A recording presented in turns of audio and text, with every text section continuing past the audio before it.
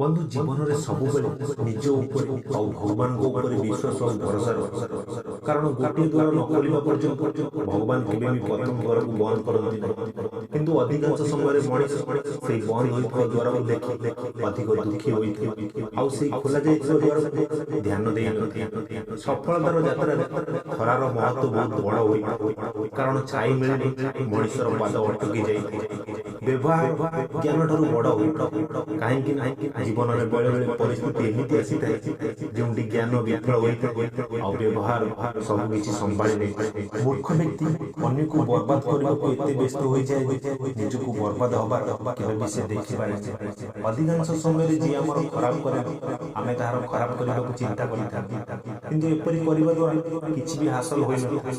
ବରଂ ନିଜ ସମୟ ନିଜ ଖୁସି ପାଇଁ ଆଉ ନିଜକୁ ବଦଳାଇବା ପାଇଁ ବ୍ୟବହାର କରିବା। ସୁନ୍ଦର ଦେଖାଯାଉଥିବା ଲୋକ ସବୁବେଳେ ଭଲ ହୋଇନଥାନ୍ତି ଆଉ ଭଲ ଲୋକ ସବୁବେଳେ ସୁନ୍ଦର ଦେଖାଯାଆନ୍ତି।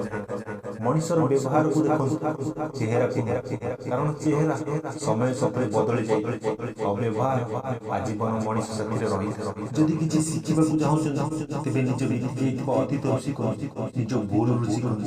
କାରଣ ଭୁଲ ମଣିଷର ବଡ଼ ଶିକ୍ଷକ ହୋଇଥାଏ।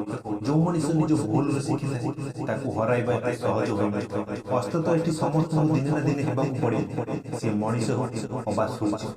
କିନ୍ତୁ ସାହସ ସୂର୍ଯ୍ୟ ପାଖରୁ ରଖିବା ଶିଖ, ଯିଏ ପ୍ରତିଦିନ ଅସ୍ତ ହୋଇ ମଧ୍ୟ ପ୍ରତିଦିନ ନୂଆ ଆଶା ନେଇ ଉଦୟ ହେଉଛି। ତାହା ପ୍ରତି ମନରେ ରାଗ ରଖିବା ଅପେକ୍ଷା ତାକୁ ସଙ୍ଗେ ସଙ୍ଗେ ପ୍ରକାଶ କରିଦେବା ବହୁତ ଭଲ। ଯେମିତି ସଙ୍ଗେ ସଙ୍ଗେ ଜଳିବା ଅଧିକ ସମୟ କୋହଳିବା ଠାରୁ ଭଲ ହୋଇଥାଏ। ସମ୍ପର୍କ ଦୃଷ୍ଟିରୁ କାହାକୁ ନିଜର କରିବା ଏହା ଅଲଗା କଥା, କିନ୍ତୁ ଆପଣଙ୍କ ବ୍ୟବହାର ପାଇଁ ଯଦି କିଏ ଆପଣଙ୍କୁ ନିଜର ଭାବେ ତେବେ ଏହା ମହତ୍ଵପୂର୍ଣ୍ଣ। ସଚୋଟ ମଣିଷ ଅଧିକାଂଶ ସମୟରେ ଚୁପ୍ ରହିଥାଏ। ମିଛ କହୁଥିବା ଲୋକ ନିଜ କଥାକୁ ଜୋରରେ କହିଥାଏ। ଜୀବନ ତୁମକୁ ତାହା ଦେଇନଥାଏ ଯାହା ତୁମର ଦରକାର, ବରଂ ଜୀବନ ତୁମକୁ ତାହା ଦେଇଥାଏ ଯାହା ତୁମ ପାଇଁ ଭଲ ହୋଇଥାଏ। ଜଣେ ଅନ୍ୟ ଜଣଙ୍କ ପାଇଁ ବଞ୍ଚିବାକୁ ଜୀବନ କୁହାଯାଏ। ସେଥିପାଇଁ ସମୟ ସେମାନଙ୍କୁ ଦିଏ ଯିଏ ହୃଦୟରୁ ତୁମକୁ ନିଜର ଭାବୁଛନ୍ତି, ଆଉ ସେମାନଙ୍କ ପଛରେ ନିଜ ସମୟକୁ ବର୍ବାଦ କର ଯିଏ ଆପଣ ଆଉ ଆପଣଙ୍କ ସମୟକୁ ସମ୍ମାନ ଦେଉନାହାନ୍ତି। ସମୟ, ସମ୍ମାନ, ବିଶ୍ୱାସ ଏହି ତିନି ଜଣ ଏମିତି ପକ୍ଷୀ ଯିଏ ଥରେ ଉଡ଼ିଗଲେ ଆଉ ଫେରନ୍ତି ନାହିଁ। ଏଠି ଜଣେ ଅନ୍ୟ ଜଣଙ୍କୁ ସନ୍ଦେହ ଦୃଷ୍ଟିରେ ଦେଖିଥାନ୍ତି, କିନ୍ତୁ ଥରେ ଦ୍ୱାର ଖୋଲିକି ଦେଖ କେମିତି ଅଛି ବୋଲି କେହି ପଚାରିବାକୁ ଆସିନଥାନ୍ତି। ଜୀବନରେ ଏତିକି ପରିଶ୍ରମ କରିନେବା ନିହାତି ଜରୁରୀ ଯେମିତି ତୁମେ ଯୋଗ୍ୟ ହୋଇପାରିବେ ନିଜ ଗୋଡ଼ରେ ଛିଡ଼ା ହେବା ପାଇଁ। ବିବେକ, ଧୈର୍ଯ୍ୟ, କ୍ଷମା ଆଉ ଶାନ୍ତି ଏହି ଚାରୋଟି ଅମୂଲ୍ୟ ରତ୍ନ।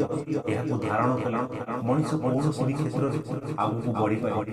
ଜୀବନରେ କେବେ ବି କାହାକୁ ଏତେ ଦୁଃଖ କଷ୍ଟ ଦିଅ ନାହିଁ ଯେମିତି ସେ ଭଗବାନଙ୍କ ସାମ୍ନାରେ ତୁମ ନାଁ ନେଇ କାନ୍ଦି। ଏମିତି ମଣିଷ ଭଗବାନ ବି କ୍ଷମା କରିନଥାନ୍ତି। ଆଉ ବନ୍ଧୁ, ଏହା ଜରୁରୀ ନୁହେଁ ଯେ ଆପଣ କେଉଁଠୁ ଆସିଛନ୍ତି, ବରଂ ଏହା ଜରୁରୀ ଅଟେ ଯେ ଆପଣ କେଉଁ ଜାଗାକୁ ଯିବାକୁ ଚେଷ୍ଟା କରୁଛନ୍ତି।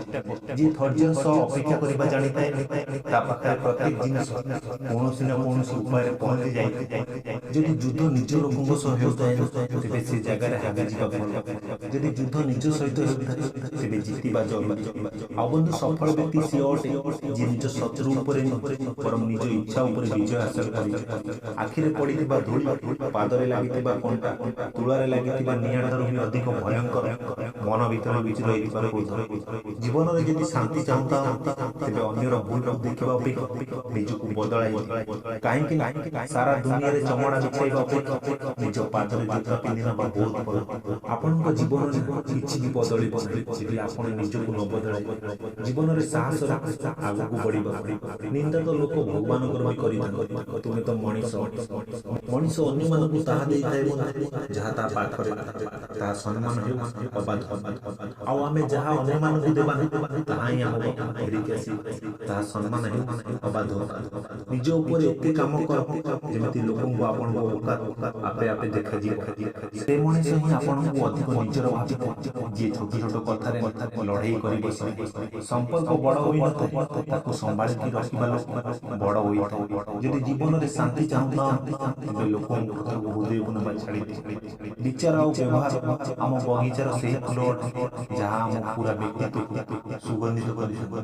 ତ ବନ୍ଧୁ, ମୋର এই ছোট ছোট କଥା ଯଦି ଆପଣଙ୍କୁ ଭଲ ଲାଗିଥିଲା ଭିଡ଼ିଓଟି ଲାଇକ୍, ସେୟାର, କମେଣ୍ଟ କରି ଚ୍ୟାନେଲକୁ ସବସ୍କ୍ରାଇବ୍ କରି ସପୋର୍ଟ କରିବେ।